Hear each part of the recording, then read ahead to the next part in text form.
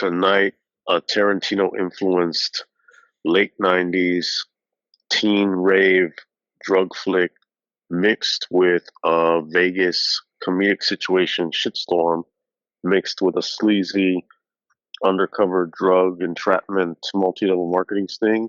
Tonight, the year 1999, the film is Go. I don't think it gets a lot of talk. If it does, it's going to get some more. RickRamos, what say you? I think one of the favorite things that I have about this show is, there's two things. Is like a conversation, a weekly conversation with somebody I respect and somebody that I enjoy. The ideas that come out uh, uh, these this back and forth regarding art. I love that. The second part is revisiting films that I had basically forgotten about that had played and had kind of slipped into the memory banks and were just kind of there, informing certain understanding of a time and this nostalgic feeling. This is a film by, I believe the guy's name is Doug Liman, who Yeah, he did Swingers. he did Swingers, and then he would go on to do the Bourne films. I think he did Mr. and Mrs. Smith and American Made with Tom Cruise. I mean, he's had a pretty respectable career since Swingers, probably 96, 97, and then this film. But going back to this film, I was really surprised. It's a dangerous thing because it's part of you is like, oh shit, is it going to be as good as I remembered it? As I remember it being? Is it going to be disappointing? Is it going to suck? And I gotta say that this was a really fun revisit. This was something that I enjoyed going back to as part nostalgically because of filmmaking in the wake of Pulp Fiction and Reservoir Dogs, but also these young faces that most didn't go on to a whole lot more, but were the it thing in 98, 99, 2000, 2001. I sat back and I thought, well, there's two decent films here, and then there's one really good one. And the Vegas story is fun and stupid and ridiculous. The cop drug sting is weird and strange, and both of those work well together with the first episode, which is Sarah Polley, Katie Holmes, Timothy Olyphant as a drug deal gone really wrong, but in a strange, funny, realistic way that I don't think I'm too far off base in saying it seems like a real thing that could happen, and I didn't feel it was contrived at all. I thought it was fun, played out interestingly, and I had a great time. So it was a lot of fun going back to this movie. I mean, I hadn't seen it. I think I saw it in the theater in '99, which means I saw it in Phoenix. I always thought that I saw it in LA, but I must have seen it in Phoenix. And then maybe watched it again on DVD. I think I've owned it a couple of times, I've owned it on Blu-ray and I've owned it on DVD and then Blu-ray. But the thing is like there's also that aspect of there was a time when you stumbled on movies. And this is the kind of thing that was just kind of playing in a theater under the radar. A lot of people didn't know about it.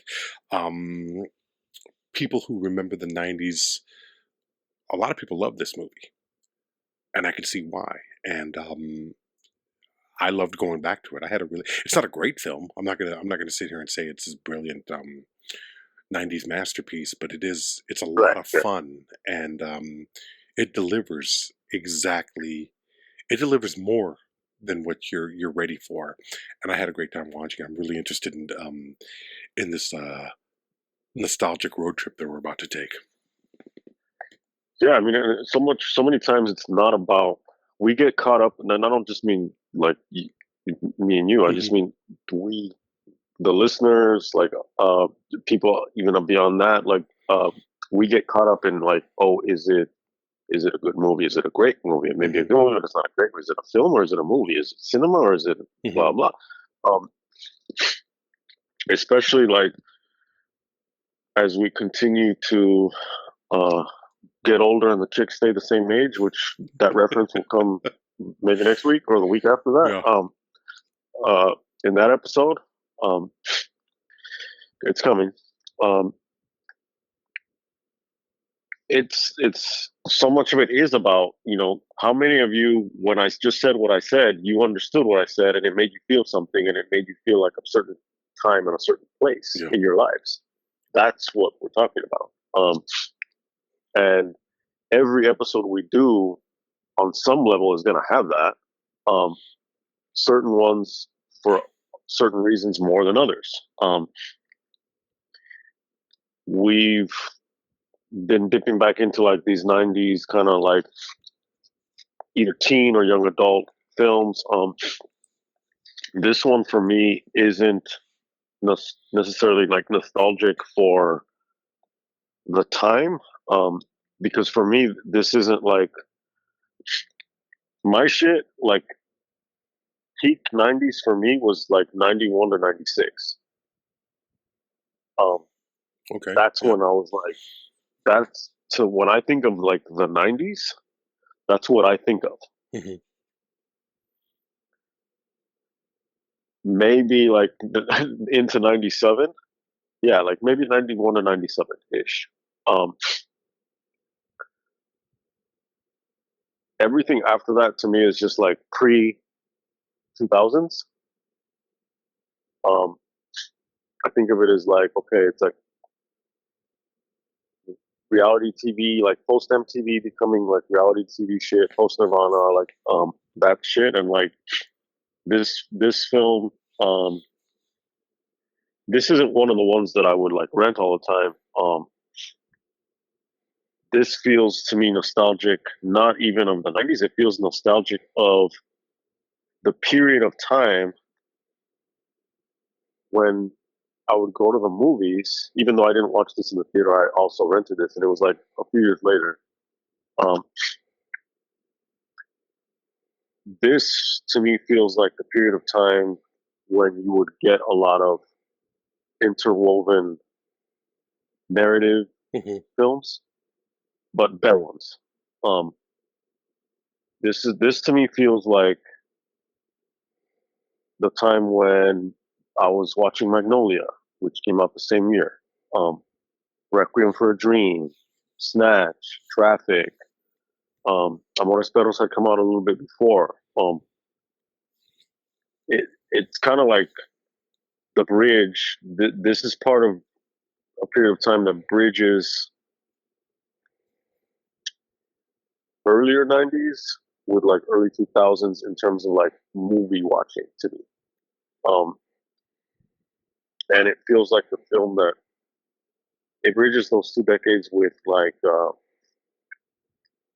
it's obvious kind of Tarantino esque, like we're gonna have this like quippy dialogue back and forth at a coffee shop kind of shit. At the same time with the feel of like movies that I've stayed away from, like American Pie or like Road Trip and all that type of shit. Hmm. But then like quirky, weird, um, sexual stuff like American Beauty, which came out in '99, which that quirky comedy, gay bromance At some point, we're going to have to aspect go of this back to film. that film. We're going to have to talk about that film because Yeah, I mean, yeah, I think it's I very mean, important we're to the gonna have to. time. Not only that, like when we spoke about it was it would have been 2015 when I first joined you, Hmm. on this show, and we were talking about masculinity in film.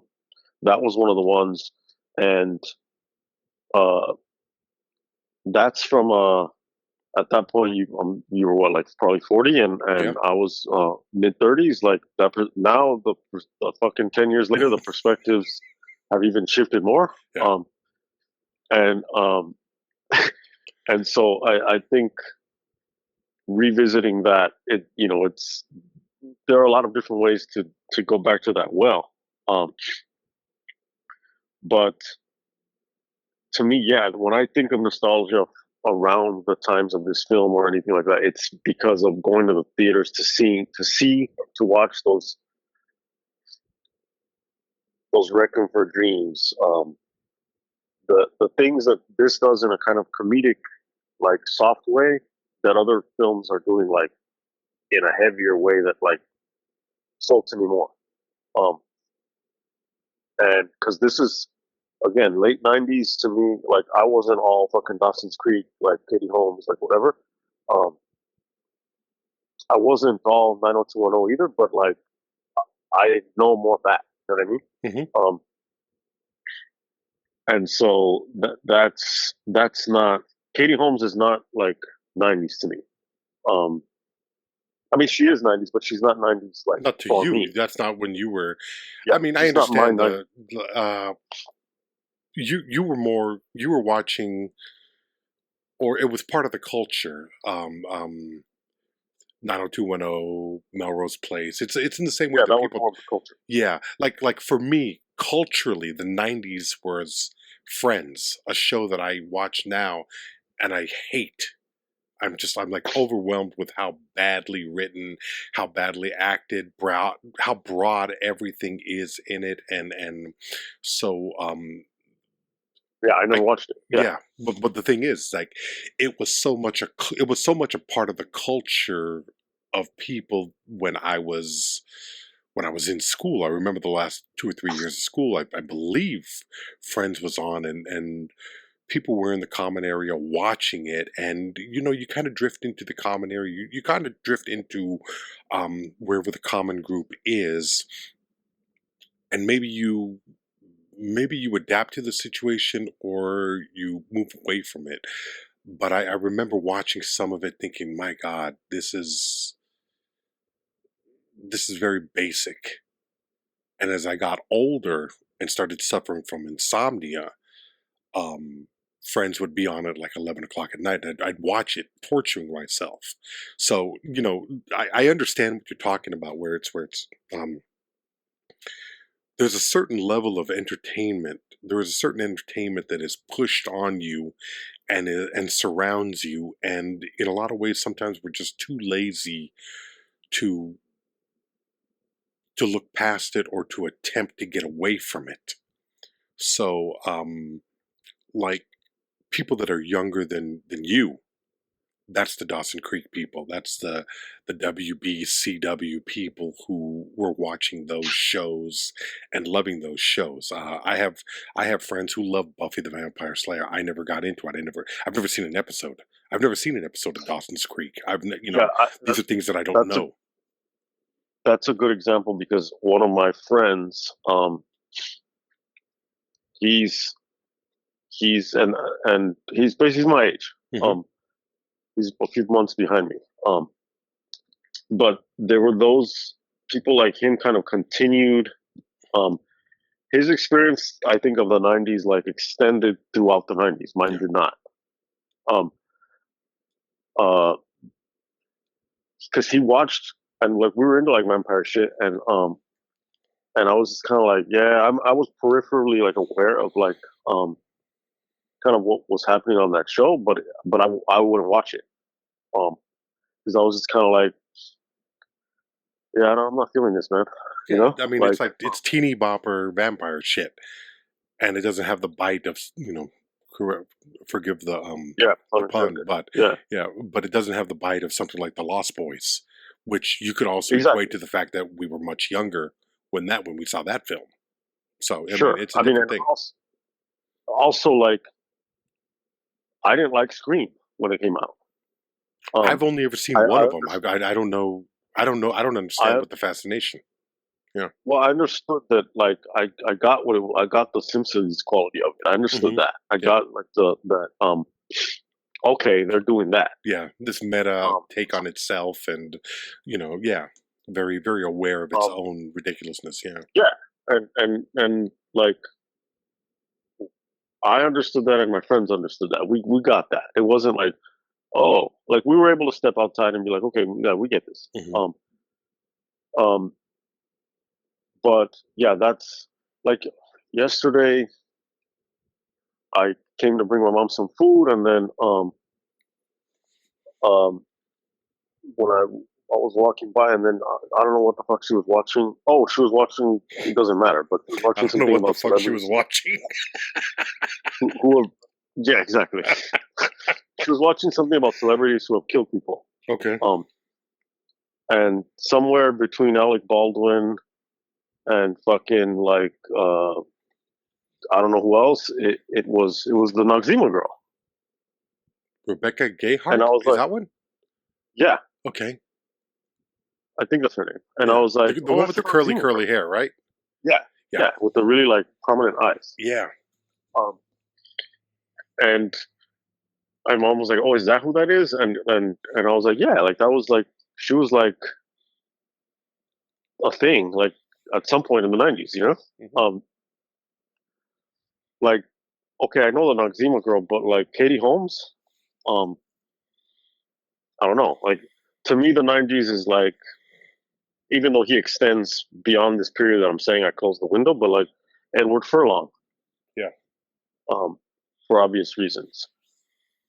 Uh, but like even movies like what year did that found footage horror film Blair Witch was like 96 or 97. I'm telling you, like a lot of once that those years hit, I started not liking that shit. Like there was something about. I mean, I can contradict myself and say, well, there was obviously things that I liked that came out during those years too. But like There's always exceptions, but for culturally, yeah. I'm more of a early to mid '90s. Like that's where Hmm. my fondness and my nostalgia like sits. So it's interesting to see like how certain people are just kind of like, oh, all of the '90s. Certain people, like you said, maybe someone's like a little bit younger than me is going to be more into, or maybe they're going to be into the shit that I was into because they just happen to have that taste. But they experienced the late '90s as their like peak shit where they were doing all like discovering and all that. It's so different for different people. But like I look at this film, go and I think, oh, it looks like Office Space to me. Hmm. Something about the look of it reminds me of it. Same year. All right. It looks like Happiness to me, um, which I think was maybe like say either same year or year before, year after, something like that. Oh, you mean the Solons film? Yeah, called Happiness. Yeah. Hmm. Um, Yeah, it was around that time, 98, 99, somewhere around there. yeah, and so it's weird to kind of, and I have less of like I don't think I have as many like super defining memories because it like most of my like when I first started doing crazy shit as a teenager, like um with kids playing in the background is like at that time or earlier, you know. Um, Sure. so watching this is interesting because this is also me from being like adolescent into teenagehood is me now being like going out of teenagehood into young adulthood. Um, and you know what, and especially at that time in someone's life, a few years makes a big difference. So even my experience of the '90s is like, oh, okay, a freshman versus a fucking senior, you know. Yeah. Um, so that was interesting to watch for me, um, and to see it as through that lens.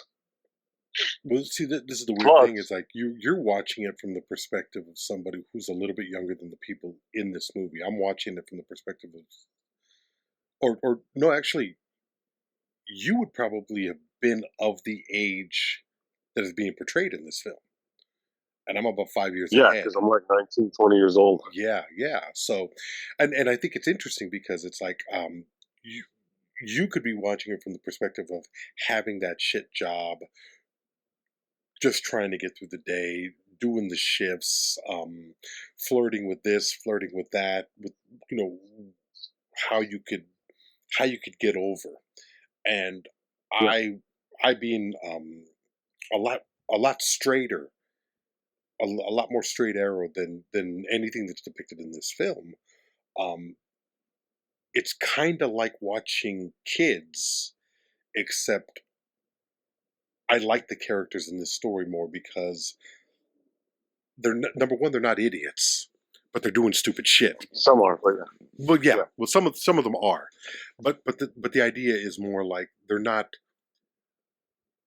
Well, with kids, they're morons. And This film, they're also younger too. You know they're what I much mean? Like younger. Yeah, they're like 5 years these are the younger. ones that survived. Exactly. Yeah. But the thing is with like the Sarah Polley character I like a lot. Number one, I like Sarah Polley. I'd seen her. I had remembered her from Munchausen, and that was 10 years before this, Yeah. which is crazy. And then she did a film in the mid '90s. A Canadian director. Exotica? No, not Exotica. Same director though, Adam Agoyan. Called. See, I remember her from that. Like See, that's how I remember I her. haven't seen Exotica. Is she a dancer in that? Is she a dancer in that? I think she is. It's like this erotic. It has and it makes sense because it has Elias Coteas. Yeah, it's about like it's a strip club movie. Yeah, the film that I'm talking about is called The Sweet Hereafter, which was an adaptation of a Russell Banks film. It was about a bus accident in Alaska, a school bus accident, and a shyster lawyer played by Ian Holmes that goes there to capitalize on it. And it's a really good film. It's Adam Agoyan. He would go on to do Exotica, like you talked about. And Sarah Polley was a young girl who was paralyzed in that accident. And she's always been somebody that I found very interesting. And she would go on to have a very I thought it was a very successful, maybe not financially, but at least critically and artistically successful career as a director. She did a film with Julie Christie called Away from Here, I think, where Julie Christie was going through Alzheimer's. It's a really, really touching film, really good film. She did a documentary about the man she thought was her father, and she did another film with I think Carey Mulligan about a weird dissolution of a marriage, but not grand in the dramatics, just somebody meeting somebody and so she's accomplished. She's a good actress. She's interesting, but when you see her in this film, I think that she's very real, and she's very I'm rooting for her character, even though I know she's fucking up. I know she's fucking up really badly, but at the same time, it's not fucking up in the contrivance of a plot. It's fucking up like people that I know who have fucked up.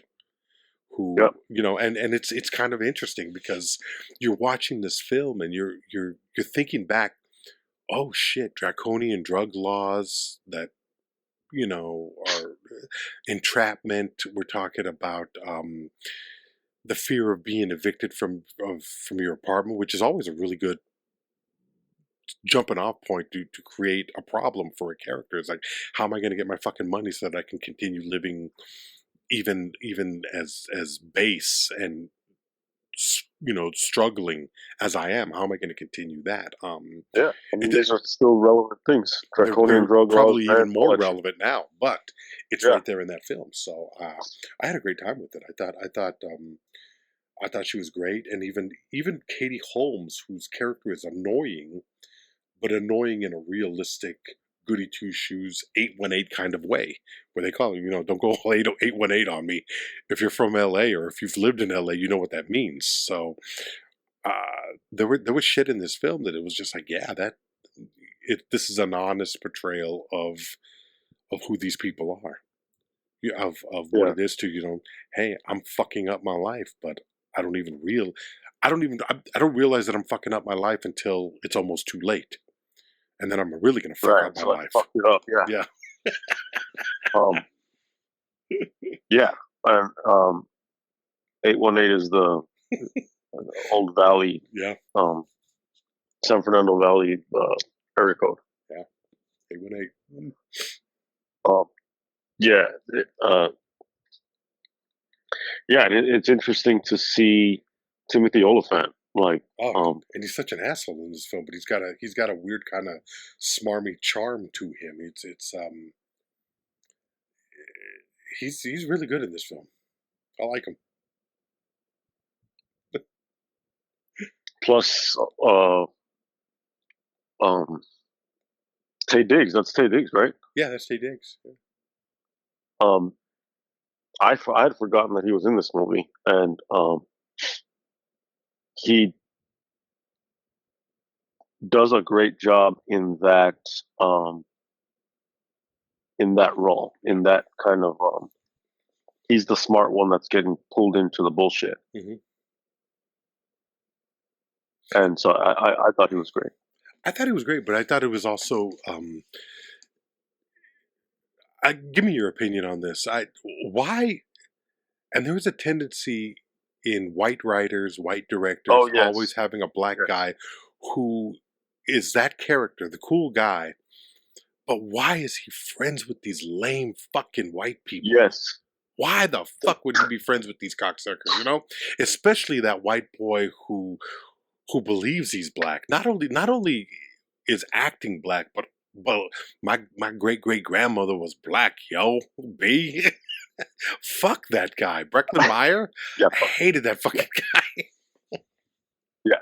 No, so completely. Um, what are some other films that where we see that? Can you think of any off the top? I mean, I wouldn't include True Romance because that's such an extreme example of that. Yeah. But there's also like there was just like a black God, I really should have thought about this. It was just something that started bothering me later. But you've seen it. You have seen it where it's a black guy and he's just hanging out with these fucking goofy ass white guys that maybe maybe the thing that you use to sell it as an actor is I want to be the coolest guy in the room, and these motherfuckers, it's going to be real easy to be cool, to be the coolest with them. Right. I can't think of other films, so I mean, I know there.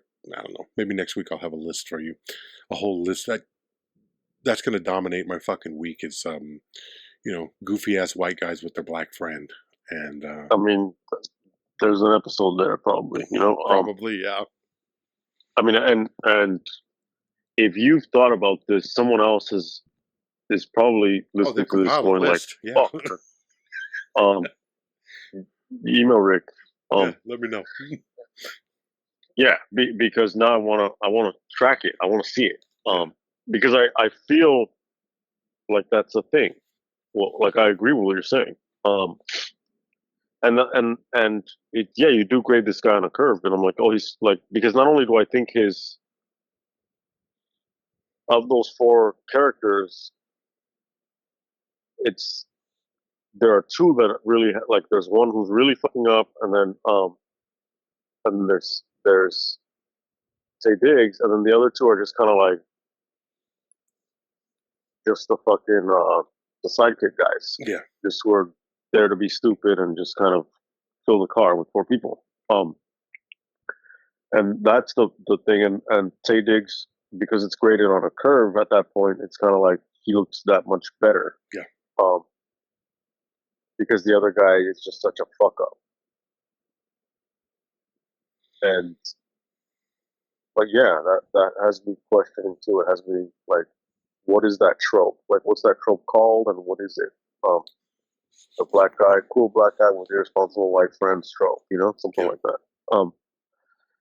But it's always a white director, white actor, white writer putting it in there to either balance something or sell their white characters a little bit more. And I've always felt that there was a lot of times like Tarantino in particular. Yeah. plays up the race card because of, and I don't hear anybody talk about this, and it's my own personal theory, but there's such a discomfort with being white, while at the same time expounding on the fact that I am the coolest white motherfucker in the room. Now, if you've seen, there's a clip going around of, um, I think Tarantino in conversation with, it might have been Elvis Mitchell, but the rest of the Okay. Django cast is on stage with him, and Tarantino is getting straight jive. It's fucking weird. Have you seen this one? Oh, really? Oh yeah. No, I don't think so. I'm gonna have to find it, and I'm gonna have to send it to you, because you get the sense that Samuel L. Jackson is sitting there going, "How much longer am I gonna have to carry this stupid white boy?" Because I mean, there is a talent there. The films have a flow to them. He's a good director, but there is the sense of some. If you look realistically, or if you look at it through my eyes, at least, you're seeing a white boy who has a lot of issues with being white. And to tell you the truth, I've run into that a lot in my life, where I've seen white guys who are like that. Some of them play up the black stereotypical behavior, and some of them are just going out of the way to, I'm not like those white motherfuckers. I'm a bad white motherfucker. And you're sitting there like, I'm black adjacent. yeah, yeah. No, my attitude is you're white. Calm down. So, no, I'm dismissive of that shit, but it's You're like, just searching for that fucking cred. I guess you could say we all are, but to the degree that they do it, as it's portrayed in a film like this, or in if I can find that clip and send it to you, you'll know exactly what I'm Yeah. talking about. And I think Yeah. even me describing it as badly as I have, and knowing Tarantino, you have a good Yeah, I'll idea of what find it it. is. Based on your description, I'll find it. Yeah, it shouldn't be that Yeah, I hard. mean, and it's like getting to use that privilege of being like, well, I want all of the benefits of being black without the downsides. Mhm. And at the end of the day, I'm still white. So like, I can act black, but I'll still be treated like as if I'm white. Well, the great Paul Mooney had a bit about that, where he would talk about all these white. He would talk about Justin Timberlake and all these, and the bit was everybody wants to be a nigger, but nobody wants to be a nigger. Right. And he would talk about, when it comes time to pay that bill, when it comes time to, the police are involved. Oh, Justin Timberlake is going to sing his soul out, and as soon as the bill comes, it's 3 pennies in a fountain, and Right. that kind of shit. And I tend to believe Mooney was extreme in a lot of ways, but there was a lot of truth to what he said, and that's what made him funny. So, for those of you who aren't familiar with Paul Mooney, I suggest finding his '90s album Race and listening to that a couple of times and hearing brilliance. But it's like you watch something like this, and I mean, it's apparent. It's apparent. There's one black character in this movie, and I'm not getting on that bandwagon where, well, there should have been more black characters in this film. I mean, the truth of the matter is, when you have a bunch of white people together, it's usually a bunch of white people. They don't have a black friend, or they have one black friend, that I've seen in regular life. I saw it at the Comedy Store. I saw it in many of my travels. But a group of people tend to be a typical group of people. That's who they are. A bunch of white people, a bunch of Mexicans, a bunch of black people, and maybe there's a little bit of mixture in there, but like I don't fault that first story for two white girls and their goofy white friend. Um, but that's another that's another argument for, that was just a what do you call it? Yeah. A tangent The three that bothered me when I the was watching it. the three narratives are the storyline of the supermarket clerk Mhm. who needs money, and so decides to sell drugs at a rave and ends up owing the drug dealer money. Yeah. So he's after her. Mm-hmm. Then there's her coworker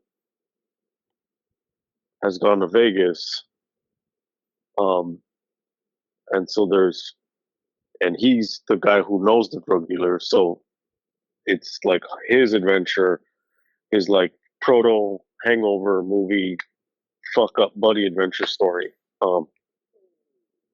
That's in there,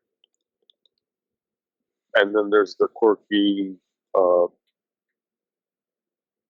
Hollywood actors who they have their own drug offenses, so now they're sucked into this plot to do this drug sting operation that they get involved with the Sarah Polley character, but the cop that what's the name of that The actor, William Fichtner. Yeah, William Fichtner. yes, yeah.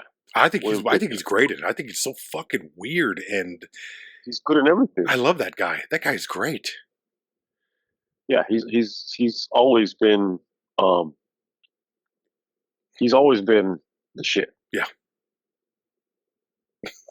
He sells weird scumbag. Yeah, you know, and I've seen him in a couple of dramatic things where he plays a decent guy, and he's good at that too. But it's when you want somebody that from the get-go you don't trust, William Fichtner is your guy. He's great in Heat. He's great in this. He's great in the beginning of Batman: The Dark Knight. He's in Albino Alligator. God, yeah, I remember that. He's really good in Albino Alligator. Yeah. I know I've seen him as I know I've seen him in some military shit, and I've probably seen him as a cop, like a different cop. Mm-hmm. Anyway, good character actor that it's like, okay, you Google him or you just happen to see his face, you're like, oh, that guy. Yeah. He's in Contact. I haven't seen it, so yeah. And it ends up being that he's like in this swinger couple with his wife, but they're actually like into like this Amway wannabe multi-level marketing thing. And it just gets weirder and weirder. See, if he has a certain strange and dangerous quality to him that pays off. Mm-hmm. I think if you had a different actor in that role, you wouldn't buy that. You wouldn't buy that story. You'd be like, "Oh, get the fuck out of here with this bullshit." But because Fichtner is so weird and so like fucking predatory in this weird way, and just like what is he doing? Is he trying to level? Yeah, on so many different levels. It's like there's a lot of multiple levels there, and it's like is this about? Are you trying to seduce one of these guys? Are you trying to make a case? Are you trying to get him into this bullshit? And then you realize it's like all of those things. He's working on a lot of different levels, but it's the creepiness factor that you believe him. And it's a story that I think is like, oh, fuck that. This is ridiculous. But Fichtner sells it. And Jay Mohr and Scott Adkins as the actors, to be completely honest, they play such Hollywood douchebags that you believe them too. I've never liked either of them, but they really sell these roles because it feels like they're these assholes that would have gotten caught up in this kind of unjustly. They would have been caught up in this bullshit, but now they're going after somebody else, and they're not necessarily bad guys, but they're really consumed with their own bullshit. And I don't know. There's a lot of I don't know. You could view it as contrivances, but I think the quality of the acting really sells this shit, and I think it's like I said, it's not a great film, but it's a damn good time, and you're watching it thinking, yeah, I can see that happening. Somebody compared this to, you bring up the Tarantino connection, and I think there is that, especially in '99. So from what, 95 to about 2000, 2001, it would have been impossible to make an independent film that didn't have a touch of Tarantino, and specifically Pulp Fiction. The fucking with the Uh-huh. timelines, the pop culture references, Yeah. all of that. But this doesn't seem, whereas Pulp Fiction seems like a movie. And what I mean by that is, and we've talked about this, um, piece together piece together scenes from other movies that like reenacted scenes from different movies Yeah. that are With sewn some Pete has together for said this fucking Frankenstein. adaptations thrown in. Exactly, to do that. This doesn't seem like that. This seems like a story that is broken up, Altman-esque. You mentioned Yeah. Yeah. what's his name? Paul Thomas Anderson, who was greatly influenced by Altman, and I Yeah. think it tells Almodovar here. Yeah, so as well. I'm over Yeah. that. Yeah, all of these guys, and I'm over that. Really, I haven't seen enough of his stuff. I could see Iñárritu, but I'm over that. Oh, is that? Maybe I'm fucking up. Is it the traffic is Oh, traffic. Iñárritu? No, traffic is Soderbergh. Not traffic. Amores What's the death Perros is trilogy? Amores Morisperos and Perros what else? and Babel, And 21 grams. and 21 grams. Those are Iñárritu. Yeah, which are and all. Iñárritu. Okay, so that's what I'm talking about. Yeah, Yeah. he has a lot of that Hmm. that um like the similar to the movie Crash, where it's Hmm. where but done But better, good. where Yeah. it's But good. Yeah. where these things are these people are fated to collide. Um, even aspects of like there's something that reminded me of from around that time period as well, like the ice storm, like the swinger aspect of it, like Yeah, that's a film I want to get into at some point. Yeah. Yeah. the Domino, which would come out a few years later, Hmm. 5, 6, 7 years later, has the Hollywood actors kind of sucked into this greater crime story thing. So to me, it's one of those ones where I just see it's an almost like throwaway movie, but it has like strings that you can attach to other movies that were going on around the time that have elements of that, and it's like it just it's easy to look back on it and say,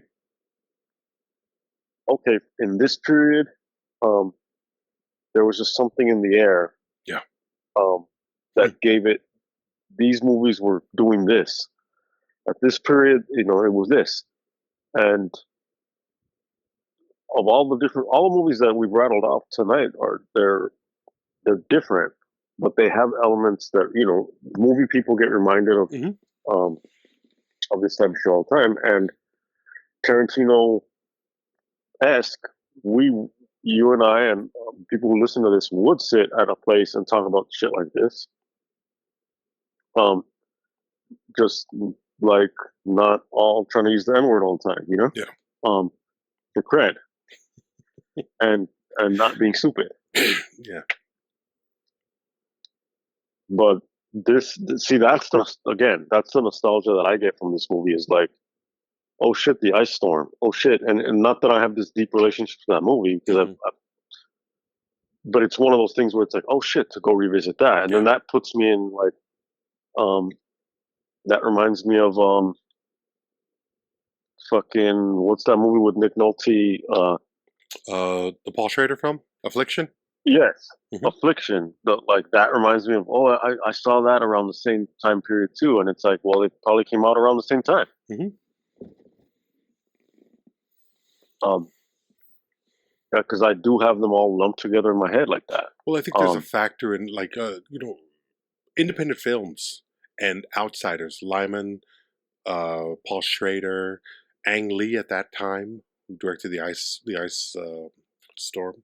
Excellent. Yeah, these were all outsider directors. These were all, and the stories tend to have an independent quality to them. They have a feel to them that it's outside because they're outside of what a studio is going to produce and promote. It's very strange for a studio to promote something like American Beauty. I think when you have stars like Annette Bening and Kevin Spacey, and you have rising stars like they thought Thora Birch was at that one time, and Mina Savari. Um, if you keep the budget low enough, you can get that through a studio system, and you have this British director Sam Mendes who you could say, well, we're going to let him do what he does because he's artistic. The studio might allow something that like that to get through because it's lower budget. This is Yeah. something that was more along the lines of a Miramax film. This is actually a Columbia film, though, which is weird because Columbia was one of the major studios, but it was one of the smaller studios because it was basically dying at this point. I think Columbia did this film, and what you do is, especially in the '90s, people got to remember that the independent movement, with what forgive me for bringing up Weinstein's name, but to his credit, there was an investment in different types of storytelling until he became not just the scumbag that he turned out to be, but also the problematic producer who wanted to cut and reshape everything that he did.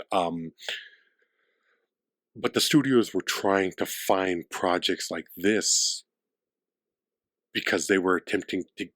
The 1990s, if you remember, and I'm pretty sure you do, was a period of time that was very similar to the 1970s, in which the studios were no longer the studios were losing control over the Yeah. product.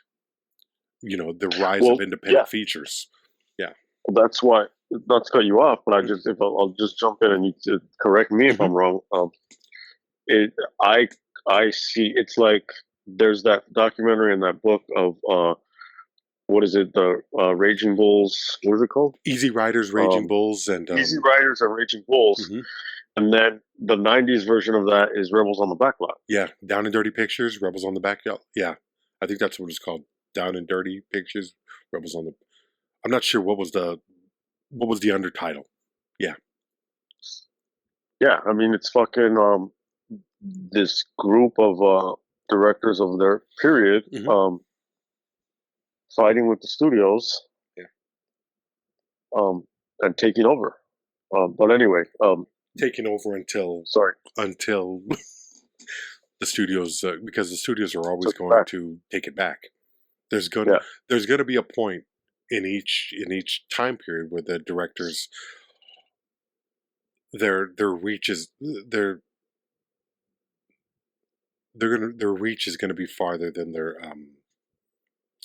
goals. They're gonna fly too close to the sun, and it happened yeah. obviously in the '70s with Coppola It's big. and Cimino, and then it happened Yeah, again in the '90s. yeah. So. What what if the '70s have Heaven's Gate? Which I mean, we have so much to do in Mhm. terms of like shit that we need to cover. I Yeah. mean, well, that's a good problem to have. What is there a '90s You know what? I was thinking version of Heaven's about Gate? that. As funny as it may sound, Fight Club, in a way, was a huge failure when it came out. 20th Century Fox didn't know. Fincher had a huge failure with Alien 3. Then he bounced back with Seven, which is really regarded as one of the great neo noir serial killers, dark kind of. I mean, he really bounced back with that. But then Fight Club came out, and that just pissed off a lot of people. People look at the film now as this great late '90s statement of what had come of what the decade was, but it was a huge failure at the time. mostly because they didn't know how to market it, mostly because they just didn't understand the studio. The studio felt it was irresponsible, and they didn't know how to market it. But it was because they didn't understand the material. I can't think of a film that I can't think of it didn't happen exactly in the 90s the way it happened in the 70s. I think what happened was Lucas came and did the Star Wars prequels.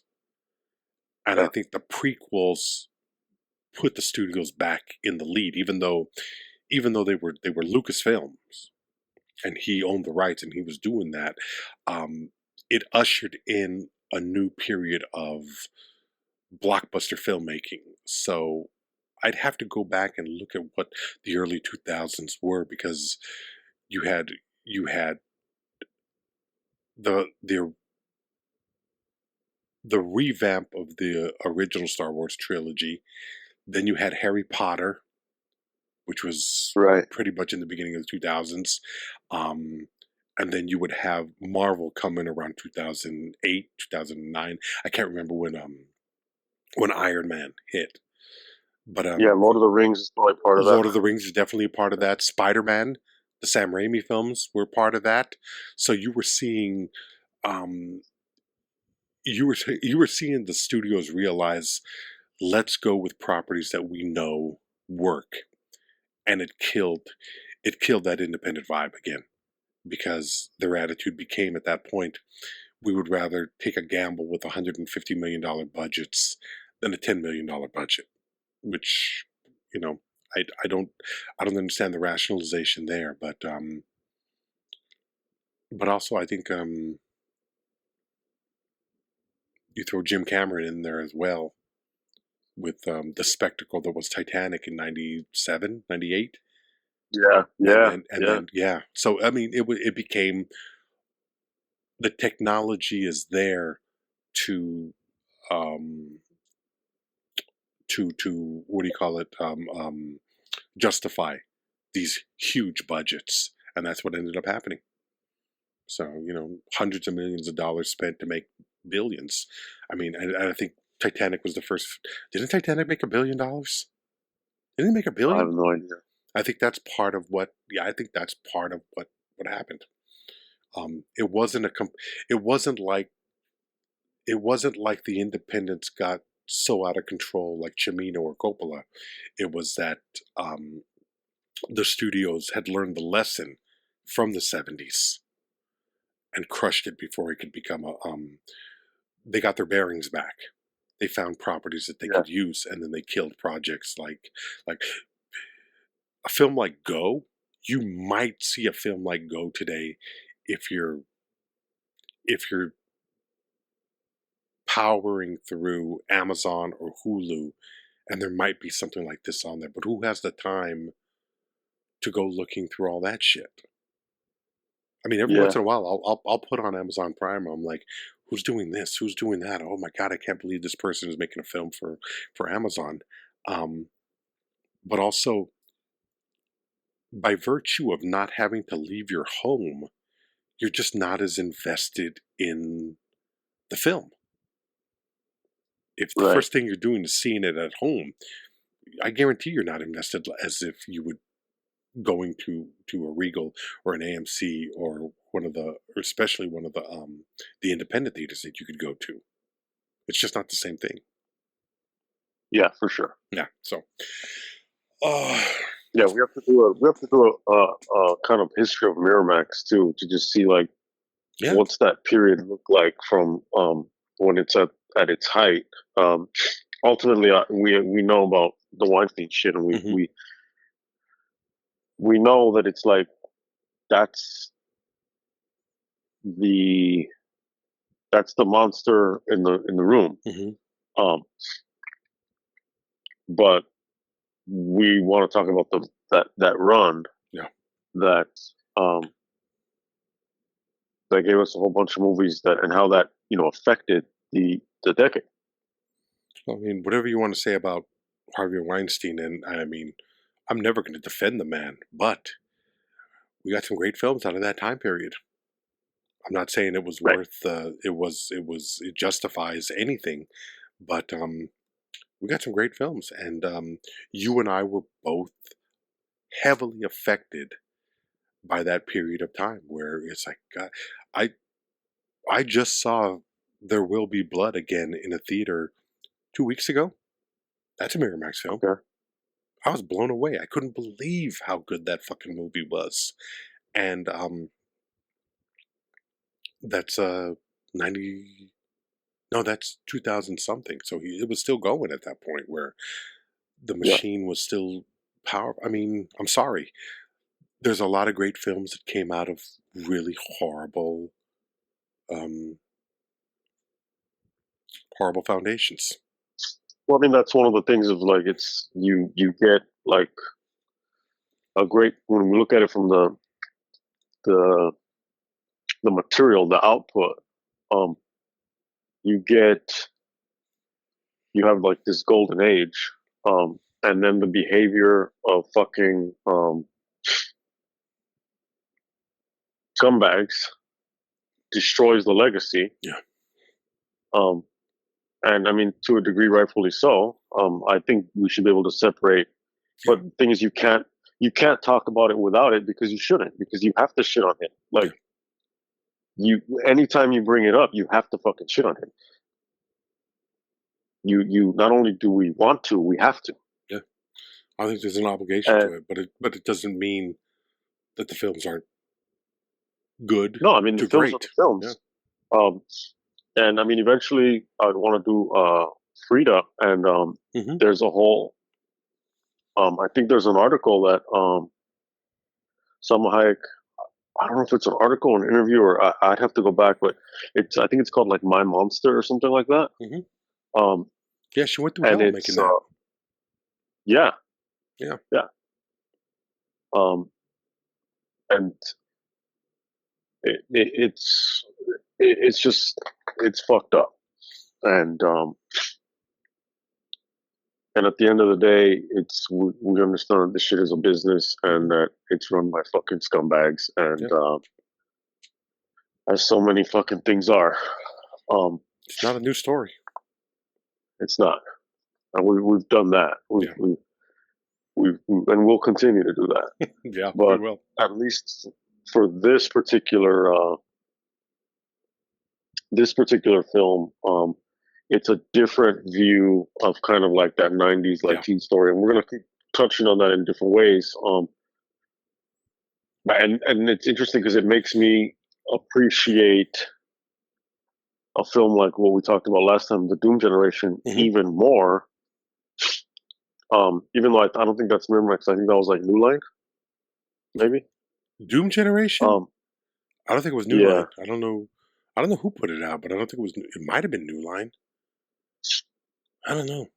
Um, I think that was but so low budget that it was out of that box too. You know?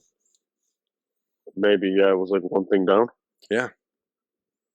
Because that was Um, really edgy material. That I mean, for all of its problems, I commend it for being something that is completely different than anything else that was out there. You know? that's what makes me appreciate it Yeah. is that it's just the fact that it fucking Yeah. exists to begin with. No, I might not like the movie. I might think the movie lacks in a lot of respects, but and I've said this in the past where it's like anybody who even anybody who's even able to make a movie, whether good or bad, I commend them on number one, the fucking balls that you have to get a movie made, the struggle that it takes. Now, if it's shit, it's shit, but you busted your ass to do it. I admire Yeah, that. And with Iraqi's film, I like that aspect of it. With this film, not a great film, but goddamn, it's a good time, and I had a great time watching it. I had a great time revisiting it, and it's a good the aesthetic, reminder. Yeah, yeah. the vibe. And what I like about it is like I go back and I look at, and we'll talk about more about this when we do Clerks. Hmm. Is um in my mind, I don't know if I thought like a lot of these movies were better than what they were, or it's just a nostalgia of like, oh, these movies. But the thing is that there's so many of them are, and this goes back to what you talked about with the even with the Taye Diggs like segment of this talk is like, so many of them are very much like white suburban centered. Yeah. With films like Suburbia or whatever, and Linkletter is very much Linkletter, and Kevin Smith are very much the John Hughes of the '90s when it comes to that aspect. Because it's kind of, you can't talk about any of this shit without talking about them. Something like the Doom Generation appeals to me because it's more alternative to any of that, and to me that's what makes it refreshing, is that like, although, and I guess in this version we're talking about like representation, for me, well, the obvious one about the Iraqi thing is that, well, now you have queer representation and people of color representation. That's the obvious one. When it comes to like subculture, or when it comes to kids who maybe they were at the mall, or they were like outside the mall, not in the mall, because they didn't like the kids in the mall, the kids in the mall didn't like them, or whatever that is. Like, there's another area when you look at '90s movies where it's like, oh, Iraqi shit is like, that isn't your typical mainstream bullshit. It was actually, I looked up the distribution on Doom Generation was Trimark. Okay, yeah, the smalls. So yeah, that makes sense that it's super fucking like VHS shit, you know. So that's, even a film like this, like Go, is so fucking like, Katie Holmes is, like, no offense to her, but like Katie Holmes is very bland. She's very vanilla, very simple. Yes, very vanilla compared to fucking like the Doom Generation, and that's why to me it's like, there's shit that reminds me of the '90s when I watch the Doom Generation, not only of watching movies, but of also like the experience of the '90s. Yeah. Just in terms, even just like the T-shirt, you know, what's on it, what color is it, and what's on it, versus these other films. But that's the cool thing, is the variety too, and to, you know, we would want to have more variety. That's always the goal. But that was the late '90s shifting to where it's like, at a certain point, culture gets flattened to such a degree, and a lot of this has to do with the internet. Yeah. To where it's like, do you can you recognize, by looking at just visually, you're like, okay, this is 90s, that's 80s, that's 70s, that's 60s. Look at that haircut. If you look at someone just randomly from some post or some picture from this year versus 2014, can you see a difference? Not really. Yeah. Not really. I mean, there are a lot of '90s things that I see like coming back. Like, there's something about, like, I guess the baggy pants and the tight shirts, and like something like that I see, that it's like, oh, that's some fucking, I would have seen that when I was a freshman.